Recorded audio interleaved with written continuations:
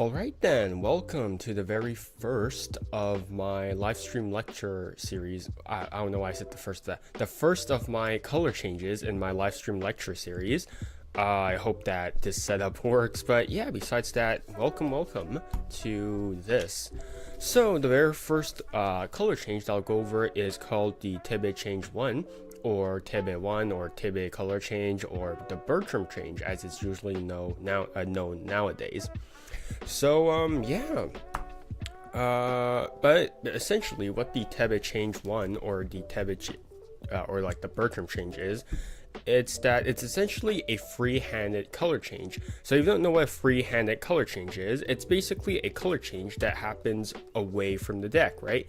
So so the color change happens off of the deck, right? In most cases of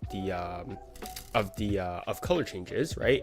For example, the Earthness change, it has to happen on top of the deck, right? You have to do the change. You have to do the change on top of the deck or whatever, right? I don't really know how, but right, even for example, the Pugs pass or the Cardini change, you have to do it on top of the deck, right? Or the or just the classic color change, right, where you have to add a card in, right? That's also on top of the deck, right? Which is kind of interesting. So the Bertram change is one of the few classic color changes that can occur off of the deck, which is sort of interesting. Sorry, let me just reply to a text real quickly.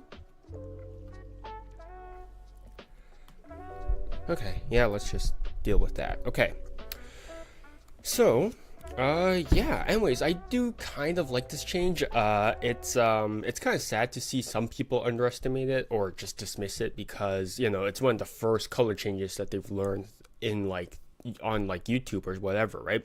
So naturally, because it's the first thing that you learn, it's going to be the most basic or the most beginner level, right? But it can look amazing, and it does look great, right? So personally, I think like people dismiss it a bit too early on, but there's a reason why it survived for like 40 years, right? And some people, some like high level sleight of hand people still do it because it's an actual good change.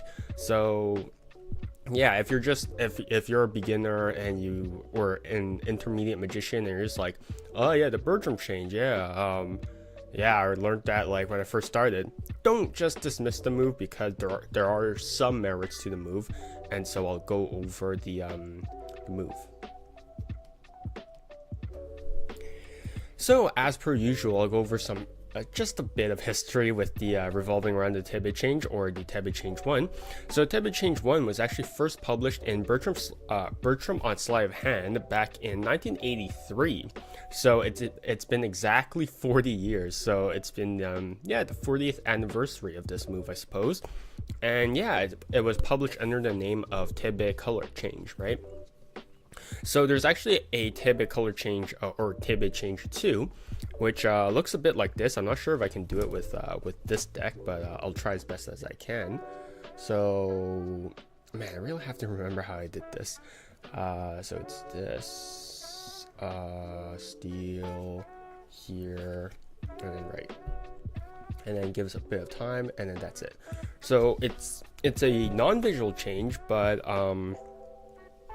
that's where it differs from like the Bertram change, because the Bertram change or TeBe change 1 is a visual change, which is a pretty big contrast. But interestingly enough, there are more color changes in this book, but basically only this change sort of caught on, I guess, right? Because if you notice, this move is known as the Bertram change rather than the TeBe change 1. So it is interesting to see that this move is the move that became the poster boy, the signature move of Bertram, even though it's like not really what Bertram is known for, because Bertram in general is known for quite a bit of stuff, and it's sort of interesting to see that it's only this color change that became Bertram's poster boy, I guess. Man, I don't know what I'm doing with my hands. But yeah, just as a little fun fact regarding TeBe Change 1 or TeBe changes in general, that I don't really see a lot of people mentioning, is that the name TeBe is actually a combination of two words, or two names rather. So it's a combination of Tenkai and Bertram. So if you probably if you read the book, you'll notice that TeBe Change 1 and TeBe Change 2 they're part of it's part of the section, not necessarily on color changes, but it's part of the section that's under Tenkai. And the Tenkai section is all of Bertram's ideas regarding the Tenkai Palm. So if you don't know the Tenkai Palm, it's basically a palm that looks like this. And this was developed by Japanese magician Tenkai Ishida. So that's where it came from. And so yeah, TeBe Change is basically Tenkai Bertram together, and so it's TE, and so it's like ten, and then Be is Bertram, right? So that's where it came from, which is yeah, it's sad to see people not mention that, because I think that's it's a pretty noteworthy part of the move's name, even though, because it's the entire like section for the move, so you know, might as well. But yeah, let's get into the Tenkai Palm real quickly.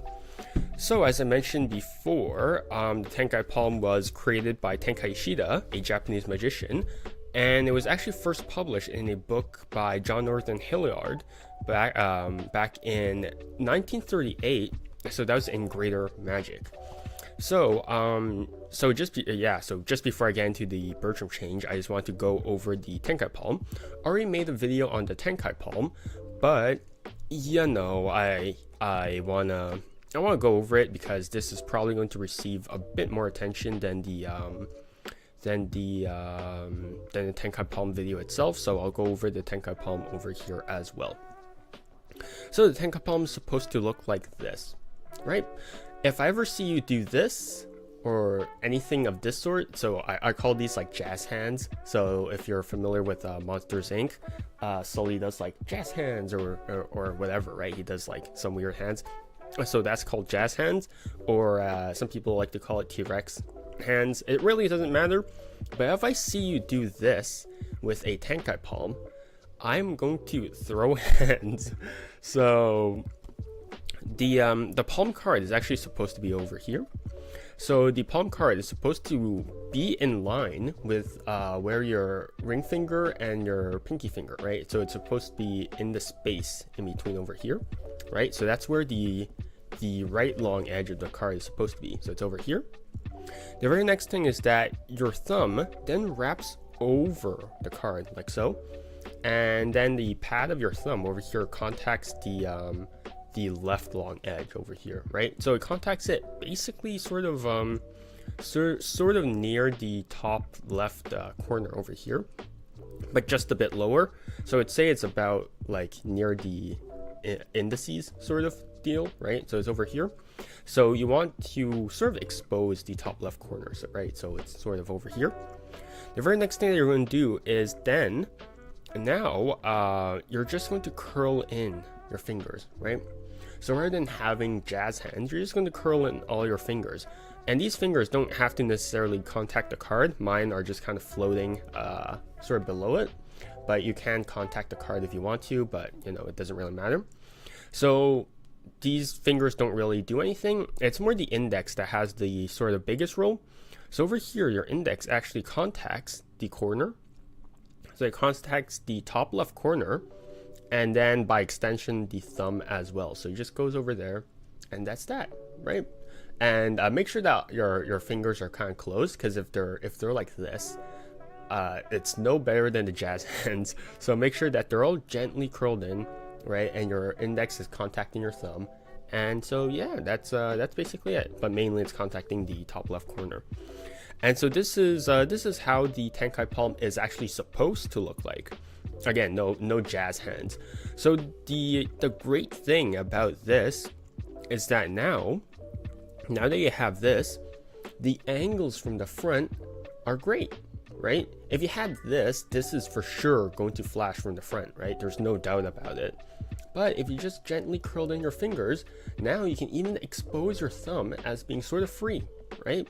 So now you're good from this angle, you're also good from this angle. Obviously not from the left side and not from the back, but you know, it's way better than this because now you're flashing this as well over here. So you know, just gently curling your fingers and you're good from like a very good amount of space. So you're good from here to basically here, right? That's how good the angles are.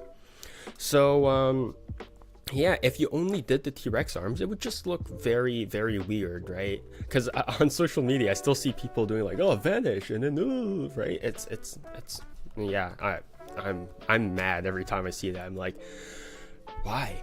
So one pet peeve is that, you know, if you think that more open thinks that equals more magical and more natural, you're kind of damn wrong, right?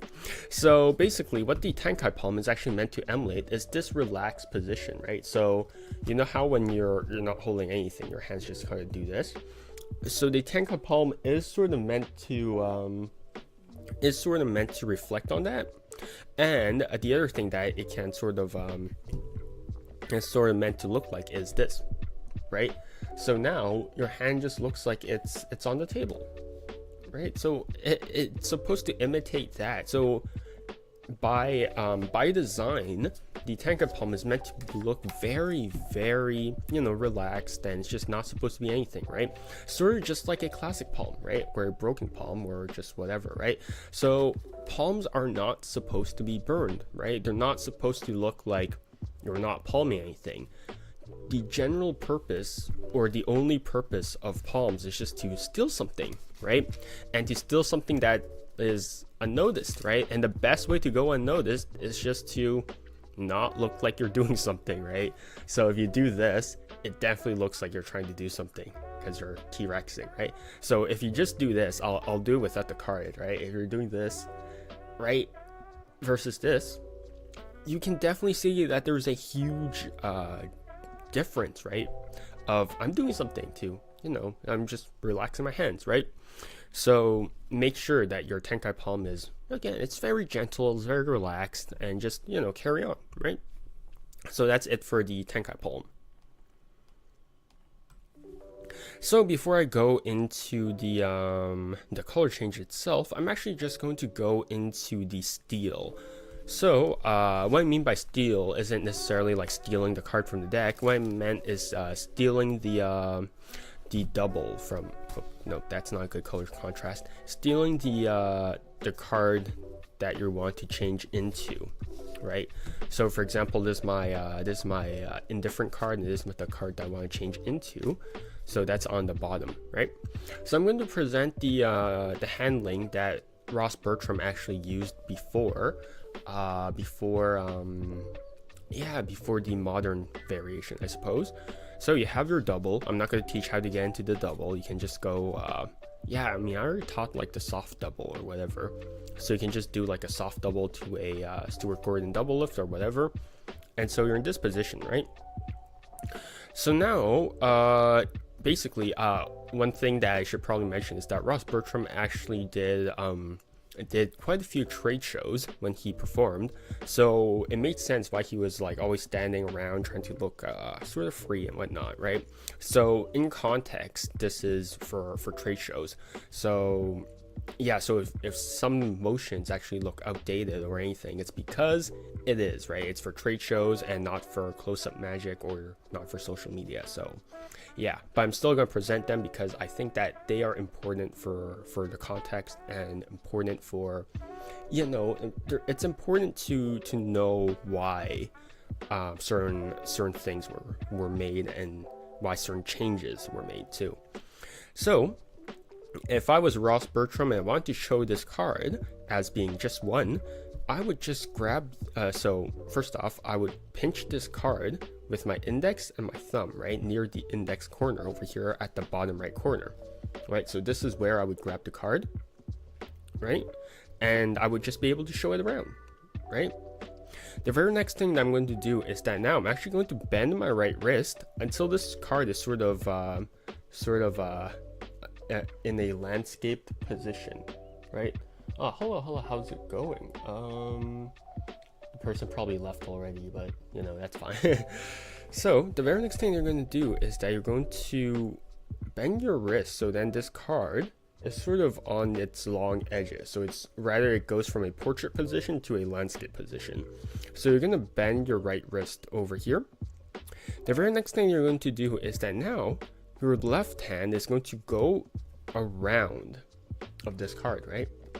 It's going to go around of this card where your pinky, ring, middle, and index finger are going to wrap around the long edge of the deck, right? Personally, I like the card lined on the sort of on the first knuckle of my index finger over here. And then the very next thing that you're going to do is that now your thumb actually contacts the rightmost edge of the card over here, and then I'm just going to let go, right? So now I'm in this sort of weird position, which now allows me to just use my thumb to push this card onto the other side. You don't have to worry about the double splitting because also this like the long edges are being pinned by my index and the base of my thumb over here. I kind of forgot to mention that. I don't know why, but basically because I have these 2 points guiding this card, there's basically no way for this double to split, right? So now I have my thumb on the right edge of the deck, which allows me to push on it, and this card passes through, right? And I continue pushing until this index is exposed, right? So I'm over here, I grab over here and I push, right? But as I push through, I sort of want to bend my left wrist sort of clockwise until it's back in that portrait position. So if you notice, Ross Bertram has quite a few position changes. So he always goes from portrait to like landscape back to portrait, right? So you're over here, and then you're done pushing this card through, which exposes this upper left corner. Now your right hand is going to come over, and again, it's just going to, your index and your thumb are going to clip this card by its index corner over here, right?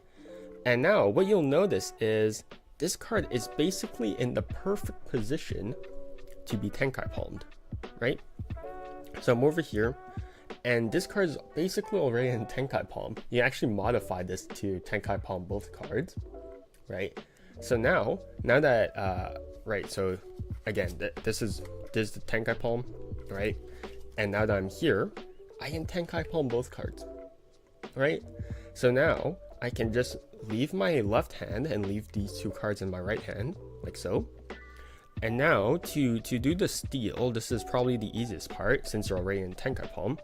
Your left hand is going to reach over and contact just about anywhere for this top card. And this allows me to just pivot this card out by just pushing this card with my thumb, right? And you'll see that I uses my index finger as a pivot point. So this card just pivots out, right?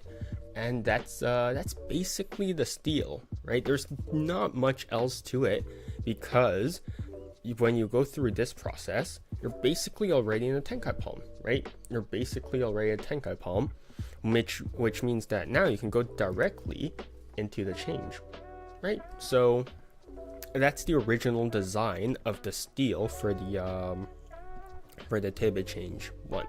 All right. So yeah, this is heavily outdated. So if you noticed, not many people actually do this anymore, right? Not many people do this anymore. Whoops, I don't know how I'm screwing that up, but not many people do this tunneling motion anymore, right? So what you can do instead is that, you have this card in a normal dealer's grip, like so. What you can do now is that you can actually just grab this card by just its top left corner over here, in the same position as the tunneling motion of Ross Bertram, and you just do the exact same thing, right? So rather than doing this entire transfer tunnel here, you just go straight into it. So you have the cards in the left hand dealer's grip, and you just grab it, and then you just go into a just go into it, right? So you do the exact same steal motion, right? Because you're already in the Tenkai Palm here, right? You're already in Tenkai Palm, and you just smear this card over, and you're good, right? So you can just do that if you're not into trade show magic, which I'm not even sure is actually still a thing. But you know, it's it's sort of interesting to see how some magic actually sort of evolved through its uses, right? So if you're doing, so obviously this is a lot better for close-up, right? Because now you're just showing, hey look, it's just I have one card, right? And I just already stole the card, right? So this is a lot better for close-up. But if you're doing a trade show or whatever, and trying to show your hands, right? You're like, yeah, look, this card passes through a tunnel, and then here, watch, when it passes through the tunnel again, it changes, right? So depending on the situation, you sort of want, you know, different approaches to magic, right? It's not necessarily that this is, I mean, I guess this is it's not necessarily that this is outdated, but it's out of the current niche of magic, I suppose. So yeah, if you want to do the tunnel motion, I think it has its own merits. I think that if you're doing parlor, or you're doing like a stage, I think this can actually look really sort of nice, right? Because it's like smooth, right? And then doing that, and then doing whatever, right? So yeah, I think that this deal variation of the steel has its own merits, but you know, at the same time, you know, this doesn't look too bad as well, right?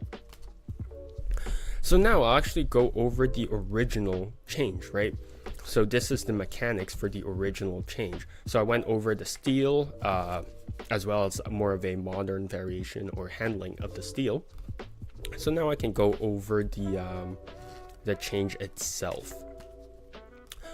Sorry, let me find okay, these two cards will work. So I have my two cards, I have my double over here, and I just stole it out. So now I have my my two cards. So now I have my single card displayed. So remember, I have my card over here, and I smeared it, right? So I know some people who like to grab this card by the blank index just to show this corner as well. But personally, I just like grabbing it by the index as well. And Ross Bertram actually grabs it by this index as well. So over here, you'll notice that I'm actually pinching the card a bit differently than before.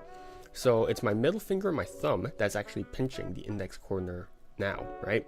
Because I want my index finger to be contacting the short edge of the deck, right? The left short edge of the deck, of the card rather. And this is going to be important later on for the mechanics. But basically, you have your card in Tenkai Palm stolen away.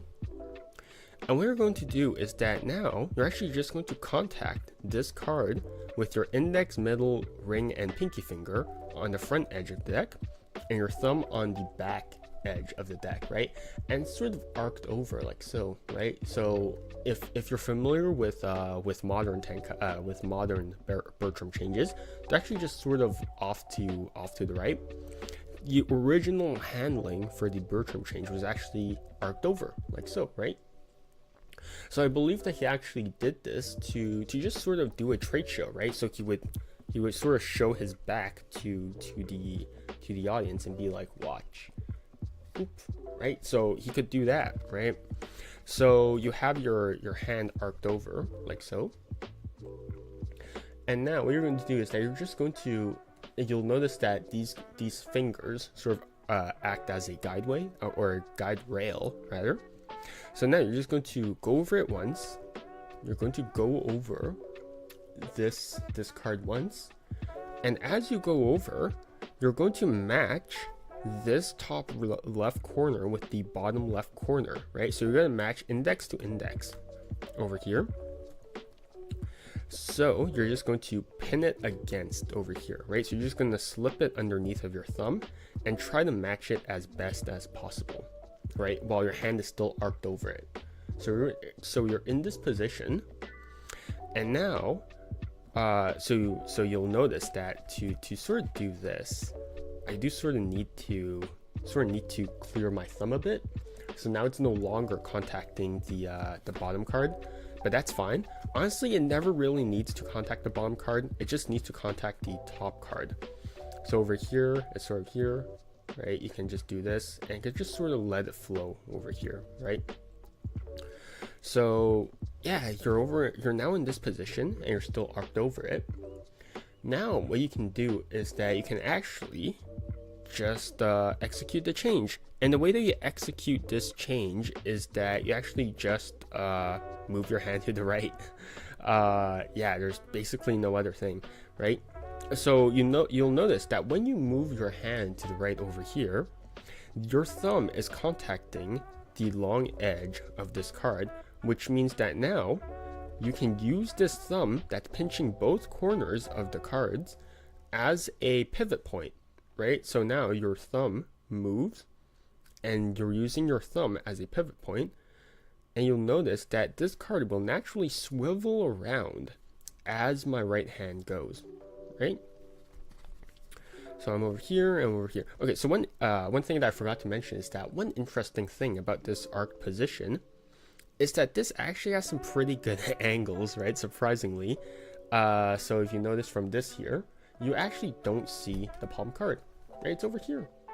But, you know, it's surprisingly good with angles, and you can actually show this corner as well. So if you're over here, I can actually show this right corner over here as being not changed, and I can just change it, right? So this actually has some good angles for people who say like, oh man, Ross Bertram didn't know what he's doing. No, he probably performed more shows than any of us combined. So, you know, I would argue that he knows what he's doing, right? So now you're over here, and you're using your index, so you're using your middle and your thumb to pin these two cards together after you're done matching up the two corners. So one good way to match up the two corners is that you see these two round edges over here on both cards. You just really need to line those two up, right? So now that you're over here, you're just going to move your finger, your right hand to the right, and this card will naturally be kicked up by your thumb, right? And so you'll notice that as I move this right hand to the right, this card will swivel at the same rhythm, right? So you don't have to worry about flashing. It's because by the time that your right hand clears this card, the change will already have been done, right? Because yeah, that's built into the mechanics, right? So now that you're here, I'm just gonna go back over here. So the way that, so if you're having trouble lining up the cards, it's there's a couple of touches for that. It's because you sort of want your fingers, your right hand fingers, to, again, it acts as a guide rail, right? So you want your thumb and your fingers to be contacting both cards as soon as possible, right? So as I'm doing this, my index, ring, middle, and pinky finger are contacting the front long edge of the deck. And as the chain progresses, I want my thumb to be contacting the back long edge of the deck, right? So these fingers ensure that the long edges are square with one another, right? So if I do this, the long edges aren't going to be, the short edges aren't going to be square, but the long edges are, right? To square up the short edges, what you're going to do is use your index, right? There was a reason why your index was here. So your index is over here near the center of the card over here. And that's because it acts as the guide rail for the short edge, right? So when you do this, now the long edges are square. And now what you can do is your thumb can actually move the card around. So I can actually see that the short edge over here is actually not aligned. So what I can do is I can actually just move my thumb to the left just a bit, which means that through friction, this card will go along and go to the left until it contacts my index finger. So basically, my right hand acts as the guide for for the long edges, and my index and my thumb act as the guide for the short edges. Okay, so as this change is progressing, I'm also adjusting the short edge, and to make sure that this short edge, both short edges, are contacting my index, right? And that's how I square up both cards for the Bertram change, or the TeBe change 1. So yeah, after you're done executing the change, so over here, and then you do the change, right? What Ross Bertram does to show like fairness, or to show that his hands are clean after the change, is that he actually just goes into this position, which is he actually doesn't take his entire right hand off of the double just yet. He actually leaves his middle finger on the top right corner over here, his thumb on the bottom right corner, and then he moves his index to just be curled in near the center of the card, like so, right? So now he's in this position. The very next thing that he's going to do is that he's actually going to apply pressure with his index until this card is being pinched, until this lower right corner is being pinched by my index and my thumb, right? So there's a lot of pressure being applied. But the very next thing that he does is that he actually just removes his middle finger, which causes this double to just snap off, right? So he just moves his index finger and pop, right? So this is what's happening to the double, right? So you apply so much pressure to it that when you release this card, it just snaps into place, right?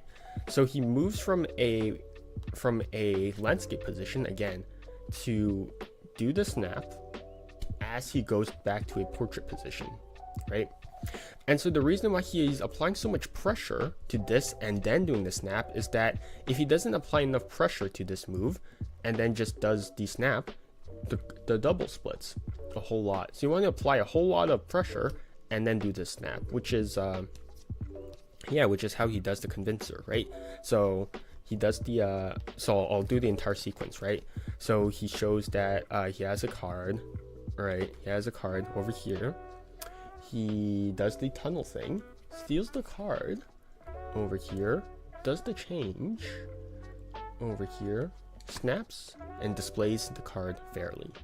So that's the entire TeBe change a la Bertram, if you will. Yeah, again, this is trade show magic that he does to sort of show his capabilities, right? So he's like, fairness, trying to sell himself, I guess, in some sort of way, right? So that's how he sort of did it. But yeah, I would like to present a couple of modernized touches, if you will, for the TeBe change. Again, it's not that the original handling for the TeBe change was necessarily bad. It's just that it's just not suitable for most use cases nowadays, especially with the introduction of close-up magic, right? Which TeBe did around like 1929, I think, for close-up magic. So yeah.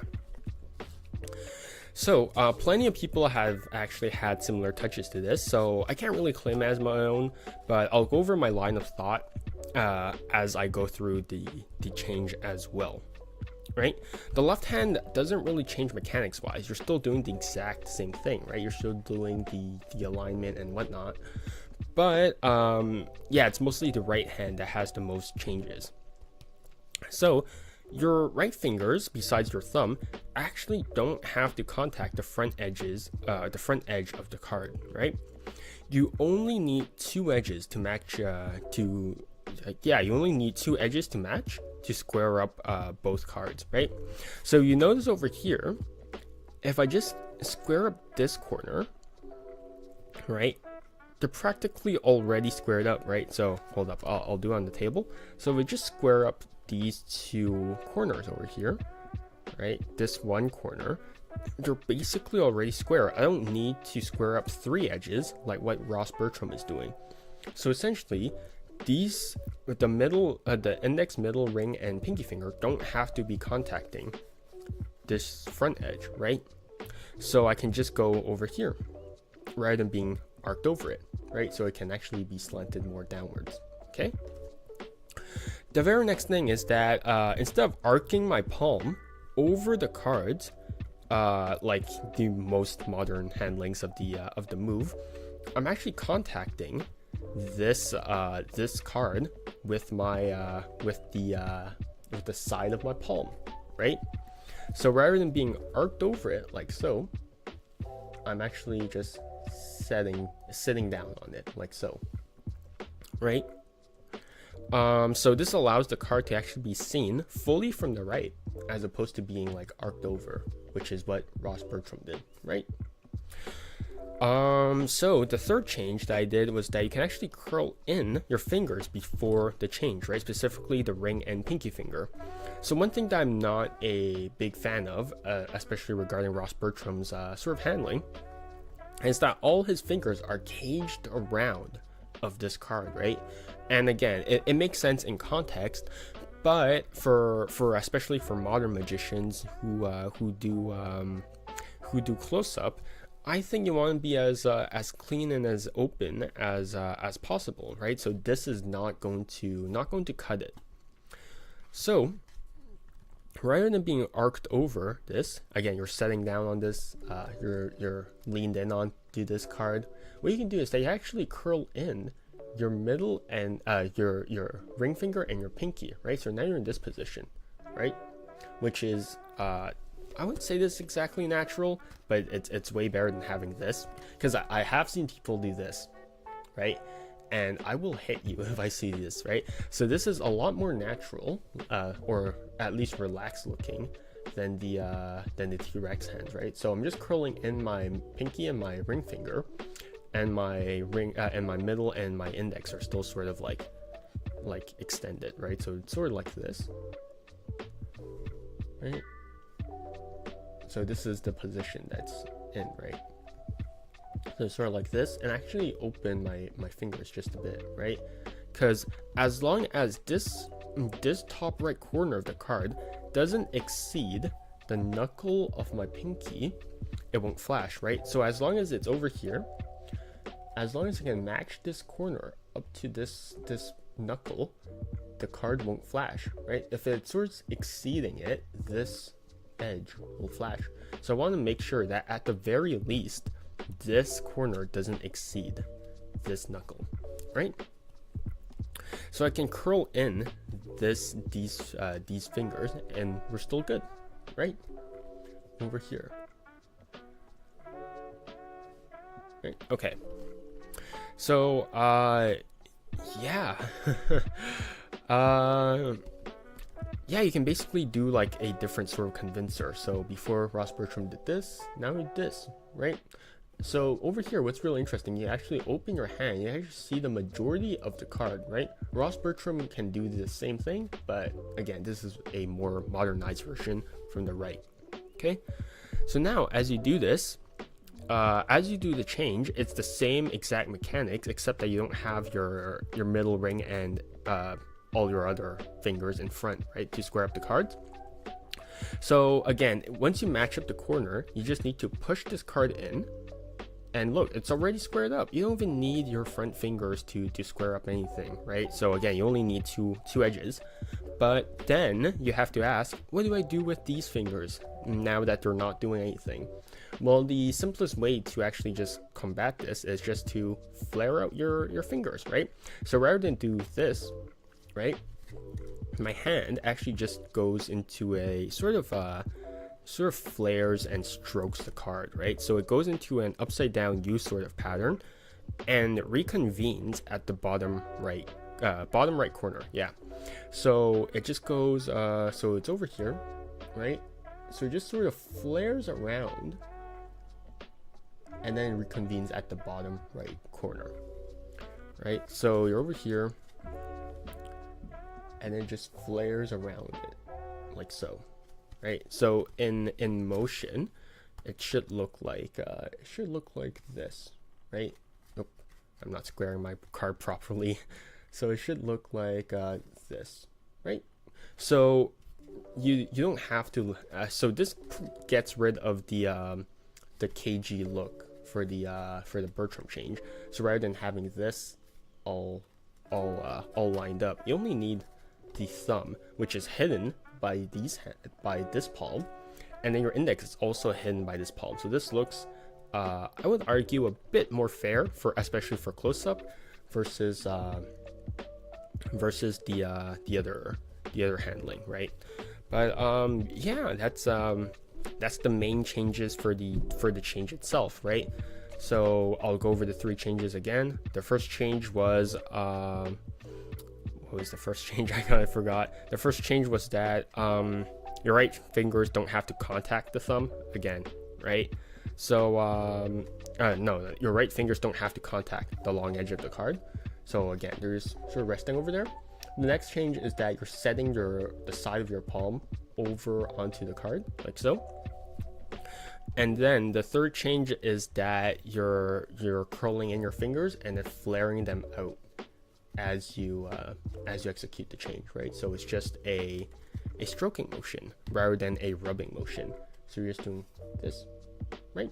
So it still looks pretty good, right? So yeah, so rather than having a stroking motion, we're doing a flaring motion, I guess. Right, so that's the main changes. So now in this position, right, how you do the convincer or whatever in a well, there's a flourishy manner that you can do this. So basically, you're going to extend your index finger, and you're going to contact the upper right corner of the card over here.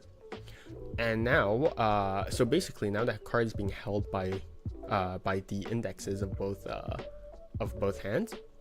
The very next thing you're going to do is that your thumb is going to go underneath of both cards, and it's going to push upwards.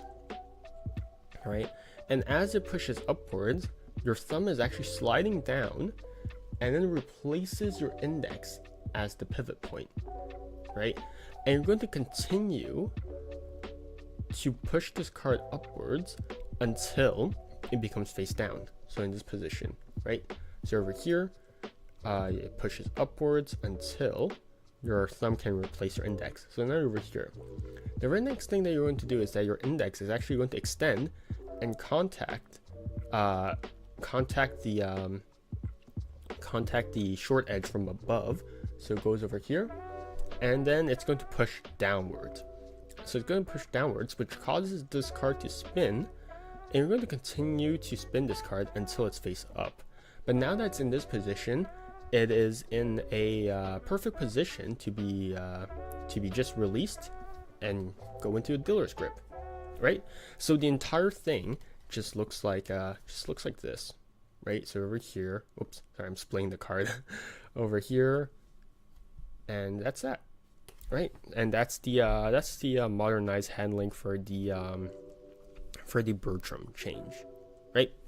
So just before I go, I want to give an additional idea. So what if your right hand is the one that stays still and your left hand is the one that moves, right? Because right now, if you're familiar with the Bertram change, it's always the right hand that moves, right? But what if moving your left hand can accomplish the same thing mechanically as what moving your right hand does, right? So you'll notice that when I move the Bertram, so when I do the Bertram change, the right hand has to move, right? But